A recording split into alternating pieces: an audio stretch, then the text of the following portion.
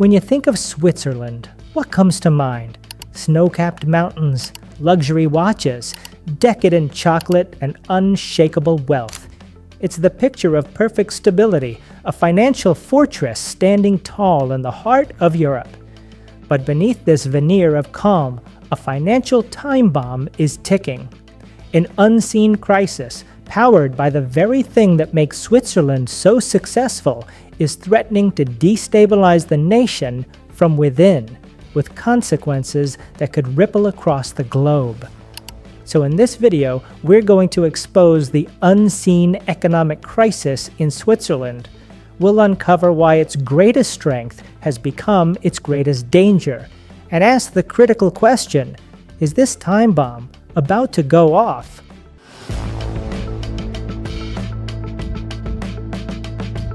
To understand this crisis, you first need to understand why the Swiss franc is so incredibly strong. It wasn't an accident, it was built. For over 2 centuries, Switzerland has maintained a strict military neutrality, making it a haven of peace in a continent often at war. This stability attracted wealth and talent. Economically, the country is a model of discipline. It has incredibly low government debt, a world-class manufacturing sector, and a central bank, the Swiss National Bank, or SNB, that is famously obsessed with preventing inflation. This reputation for political and economic stability has turned the Swiss franc into the ultimate safe haven currency. Whenever chaos erupts in the world, a financial crash, a trade war, or a real war, investors and governments don't walk, they run to the Swiss franc. They buy up the currency to shield their assets from the storm. This constant, massive demand is what gives the franc its super strength. It's a vote of confidence in Switzerland. But this vote of confidence is now the fuse to the time bomb. So how can a strong currency be a bad thing? Imagine you are a Swiss watchmaker. A strong franc makes your finely crafted watch drastically more expensive for customers in New York, London, or Tokyo. Your sales drop, not because your quality fell, but because your country's currency is too powerful. This is the reality for Switzerland's entire export industry, from pharmaceuticals to machinery, which is the engine of its economy. They are losing the global price war before they even start. The damage is even more visible in the Alps. A holiday in Switzerland has become so expensive that tourists are choosing to ski in France or hike in Austria instead.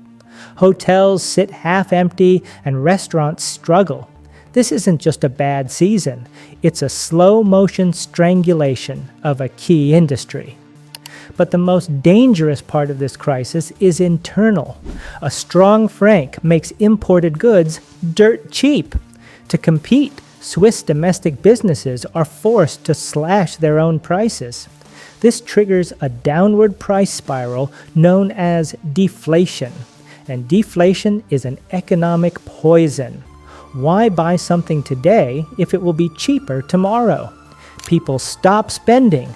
Businesses see profits evaporate, they cut wages, and they lay off workers. This is the core of the unseen crisis. The country's own success is pushing it towards economic paralysis. This is where the crisis becomes truly unseen to the outside world, in the daily lives of its citizens and in the frantic, closed-door meetings of its central bank. For the average Swiss person, it's a confusing paradox. Their salary gives them immense buying power when they go on vacation, but their job at the local factory or hotel is increasingly insecure.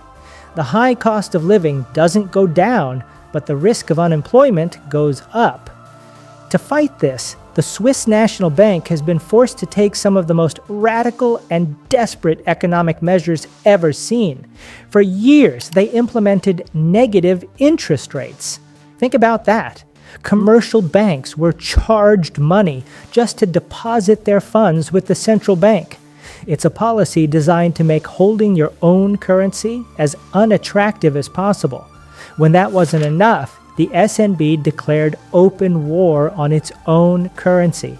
It began printing billions upon billions of francs to buy foreign currencies like the euro and the dollar, trying to flood the market and weaken the franc's value. This is the equivalent of a country actively trying to devalue its greatest asset. The SNB is locked in a constant high-stakes battle to defuse this time bomb. But the global forces of fear and uncertainty keep lighting the fuse. This brings us to the final, terrifying question. What happens if this trend continues? What happens if the time bomb detonates? The forecast is grim. Economists predict years of sluggish, below-average growth for Switzerland. There is a very real fear that the country could fall into a lost decade of economic stagnation, much like Japan experienced after its currency became too strong. A permanent crisis could force a painful reinvention of the entire Swiss economy, potentially sacrificing entire industries and the jobs that come with them. The Gilded fortress of Switzerland, built to withstand any external shock, is now facing its greatest threat from a crisis of its own making.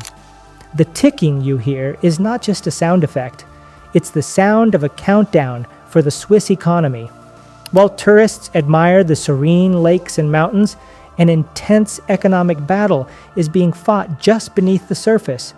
The world sees Switzerland as the pinnacle of safety, but the reality is a nation walking a tightrope, desperately trying to stop its greatest success from becoming its final failure. Hope this information is informative. Thank you and see you.